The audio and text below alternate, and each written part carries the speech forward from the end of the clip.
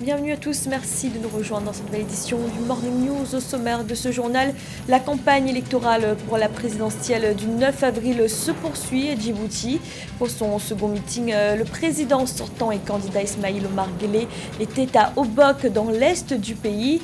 Son adversaire Zakaria Ismail Farah était lui à Ambouli, quartier périphérique de la capitale. Les supermarchés Shoprite s'installent à Lubumbashi en République démocratique du Congo. La nouvelle infrastructure commerciale a été inaugurée le 25 mars. Elle ouvre de nouvelles perspectives pour les consommateurs locaux. Et découverte dans cette édition de l'équipe militaire de football du Bénin. Depuis 2016, le club Adjidja FC s'illustre par ses performances et entend monter en Super League Pro. Les deux prétendants à la magistrature suprême à Djibouti poursuivent leur meeting. Le président sortant et candidat à la de la coalition de l'Union pour la majorité présidentielle, Ismail Omar Guelleh, était à Obok pour le deuxième jour de campagne, avec toujours comme ligne directrice l'accélération du processus de décentralisation. Reportage de nos envoyés spéciaux à Djibouti. La consolidation de l'unité nationale et la recherche d'un développement durable. Les principales thématiques abordées par le président sortant Ismail Omar Guelleh lors du deuxième meeting qu'il a tenu dans le cadre de sa campagne présidentielle. Meeting qui a eu lieu dans le chef-lieu de la région d'Obok ce samedi 27 mars, une région à l'histoire riche qui fut jadis la première capitale de Djibouti. 2021, c'est l'année du rassemblement et de la solidarité. Nous allons avancer ensemble. L'essor entrepris dans l'œuvre de notre décollage économique est l'émanation d'un effort collectif auquel la population d'Obok s'est jointe avec brio. Notre société doit accéder définitivement aux bienfaits du développement durable. Pour le candidat de l'UMP, le temps est venu d'intensifier les efforts déployés pour achever les chantiers initiés au cours de ses précédents mandats. Son objectif reste le même, décentralisation et développement local. Notre candidat a exprimé dans son discours et dans son programme que dans cette région, nous allons marquer, c'est-à-dire faire le point, afin que cette région soit une région phare de tout ce qui est la mer, la protection de l'environnement, le tourisme et le développement régional. La population et donc le citoyen sont au centre du processus de décentralisation amorcé par le candidat Ismail Omar Guelleh dans le but d'accélérer le développement de son pays. Et ce dernier entend fournir aux citoyens les outils pour une démocratie locale participative. Et pendant ce temps, Zakaria Ismail Farah se trouvait lui à Ambouli, quartier périphérique de la capitale. Après une critique du bilan de son adversaire, le président Ismail Omar Guelleh, le candidat indépendant a décliné son programme. Un sujet de nos envoyés spéciaux à Djibouti. Zakaria Ismail Farah veut l'alternance à la tête de Djibouti à partir du 9 avril 2021. C'est du moins le message que le candidat indépendant est venu délivrer ce 27 mars à ses compatriotes à Ambouli, un quartier populaire de Djibouti, la capitale. Dans un discours engagé, volontariste, le challenger du président sortant Ismail Omar Guelleh dénonce les nombreuses promesses non tenues selon lui par le régime en place et dit s'engager dans la bataille présidentielle pour restaurer l'espoir, la fierté, et tout ce qui pourrait engendrer ces deux principes. C'est un message d'espoir pour mon peuple que je viens apporter. Voilà le premier message, le message principal, il est là, c'est celui-là. L'économie djiboutienne devrait, selon la Banque mondiale, atteindre un taux de croissance de 7,1% en 2021, soit le plus fort taux du continent. Et pour le candidat Zakaria Ismail Farah, cette croissance doit profiter à la majorité des Djiboutiens et non seulement aux privilégiés. La croissance est là. La Banque mondiale dit que la croissance de notre pays est en première par rapport à la reste de l'Afrique. Mais 90% de notre peuple y manque.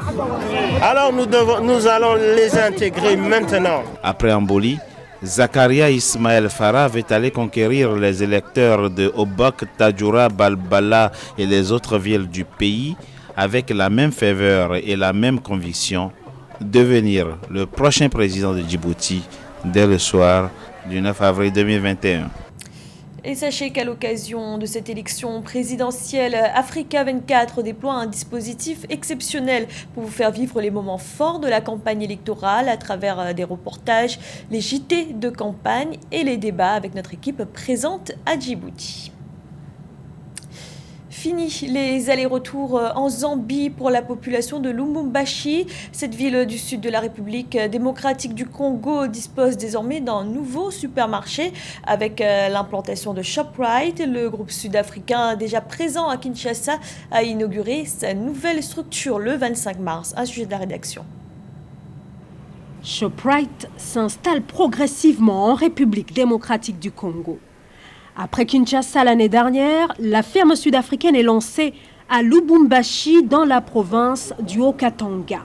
C'est le gouverneur de cette province, dite cuprifère, qui a coupé le ruban pour lancer les activités mercredi 24 mars 2021. L'installation de ShopRite à Lubumbashi est un soulagement pour la population de cette partie du pays. ShopRite dans la ville de Lubumbashi, c'est une délivrance.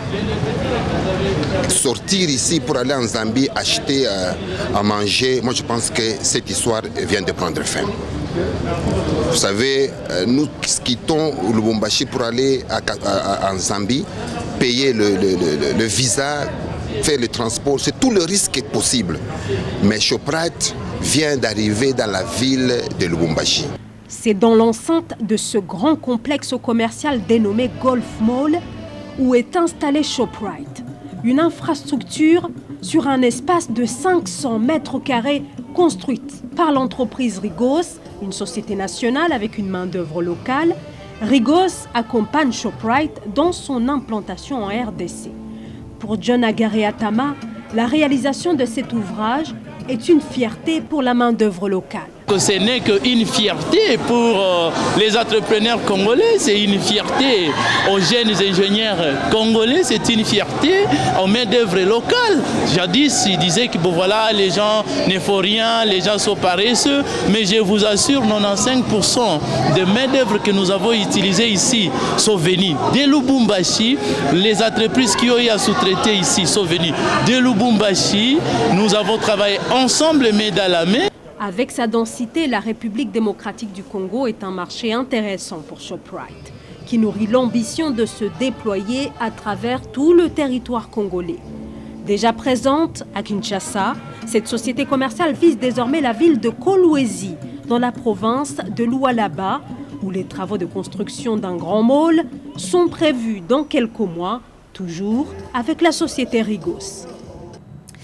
Au Cameroun, la compagnie Activa Assurance a lancé 2 nouvelles solutions d'assurance qui s'adressent particulièrement aux femmes entrepreneurs. Des solutions qui doivent permettre aux bénéficiaires d'épargner, réaliser des projets de création d'entreprise ou encore bénéficier d'une couverture santé. Ce programme est mené en partenariat avec la société financière d'investissement Marie-Raphaël. La société Activa Cameroun, soutenue par l'entité du groupe de la Banque mondiale dédiée au financement du secteur privé, lance 2 projets d'assurance à l'honneur des femmes entrepreneurs au Cameroun. À en croire ses promoteurs, ce financement est soutenu par l'initiative de financement en faveur des femmes entrepreneurs visant à améliorer l'accès au financement pour les femmes promotrices d'activités génératrices de revenus. Pour que ce programme soit efficace, il faut qu'il réussisse à vaincre la barrière sociale de l'assurance. Je m'explique. Sur le continent africain en général, et je crois que les Camerounais sont exactement sur la même trame, le rapport qu'on a à l'assurance n'est pas le même rapport que dans les pays occidentaux. Chez nous, ce qui fonctionne très bien, c'est l'assurance obligatoire. Donc nous n'avons pas la culture de l'assurance dans notre pays et il faudrait pour cela que les initiateurs du programme prennent cette donne en considération. Il s'agit notamment d'une solution permettant aux femmes entrepreneurs d'épargner et de réaliser leurs projets de création d'entreprise et de bénéficier d'une couverture santé, notamment pour les femmes à faible revenu, regroupées en coopératives et les commerçantes communément appelées Bayam Selam. Le lancement de cette initiative intervient dans un contexte marqué par un taux de pénétration faible de l'assurance dans le pays, soit moins de 5% d'après l'Association des sociétés d'assurance au Cameroun. Il est très intéressant de voir que à travers cette souscription-là, il y a de l'épargne dans le système de tontine, il y a un petit peu de couverture maladie et il y a la création d'entreprises. Mais c'est le premier volet qui me paraît très intéressant, c'est l'épargne. Ça peut inciter les femmes à dire voilà, je prends une assurance, c'est pas de l'argent perdu, parce que il est clair que lorsque vous prenez une prime d'assurance pour 1 an, quand le sinistre ne se réalise pas, votre prime n'est pas reconduite, vous reprenez une nouvelle prime. On peut considérer que l'argent que vous avez payé pour l'année précédente était l'argent perdu. Or là, si par le biais de cette stratégie-là, on fait comprendre aux femmes que même si le sinistre ne s'est pas réalisé, l'argent n'est pas perdu, ça peut les pousser à investir et à prendre des assurances volontaires. D'après un communiqué de la Société financière internationale, ces nouvelles solutions d'assurance visent à toucher jusqu'à 1 million de femmes au Cameroun d'ici 2022. Selon l'étude She4Shield menée par la Société financière internationale en 2019, en ciblant les femmes, le secteur des assurances pourrait générer d'ici 2030 jusqu'à 1 700 milliards de dollars à l'échelle mondiale, dont la moitié dans les marchés émergents. Du sport à présent avec l'équipe militaire de football du Bénin. L'Adidja FC a été la première équipe dahoméenne à représenter le pays dans une phase finale de Coupe d'Afrique des clubs champions. Avec à sa tête une nouvelle équipe dirigeante, le club entend atteindre le haut du tableau à l'issue de la Ligue professionnelle. Reportage de notre correspondant Lefty Ounou. Au Bénin, l'équipe des militaires de football dénommée Adidja FC renaît depuis 2016 à travers ses performances. Adidja FC est la première équipe dahoméenne de football à représenter le Bénin en Coupe d'Afrique des clubs champions. Adidja FC est caractérisée par la rigueur provenant de l'esprit de discipline militaire. Dans cette équipe, il n'y a pas de star. Et disons, les joueurs sont commis à défendre valablement les couleurs de cette équipe. Ça fait d'ailleurs que chaque joueur, à son intégration, signe un engagement sur l'honneur de rester fidèle à l'esprit du football, au fair play et à être un ambassadeur de l'armée partout où il se trouverait. Sous la houlette du nouveau bureau exécutif de Adidja Football Club, Obiné Sylvestre, ancien international béninois et coach de l'équipe, a mis les bouchées doubles afin de révéler ses poulains au démarrage de la Ligue Pro de football zone Atlantique littorale. Au terme de la 15e journée, Adidja FC et Aspac se sont séparés par un score nul 1-1. Adidja FC est 4e au classement général pour un total de 23 points avec un goal différentiel plus 8. L'état d'esprit est bien et il y a une superbe ambiance au sein du groupe, ce que j'ai aimé. Il y a la solidarité qui entoure superbement cette équipe et ça me donne vraiment l'envie de travailler.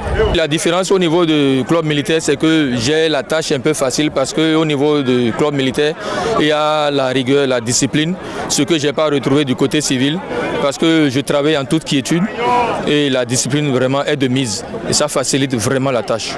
Le nouveau bureau exécutif de Adidja Football Club ambitionne de figurer parmi l'élite à l'issue de la Ligue Pro de football.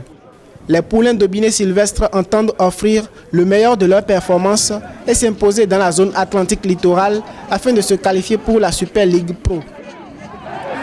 Et le Camerounais Francis Ngannou est devenu champion du monde des poids lourds de l'Ultimate Fighting Championship, la plus prestigieuse ligue d'arts martiaux mixtes au monde.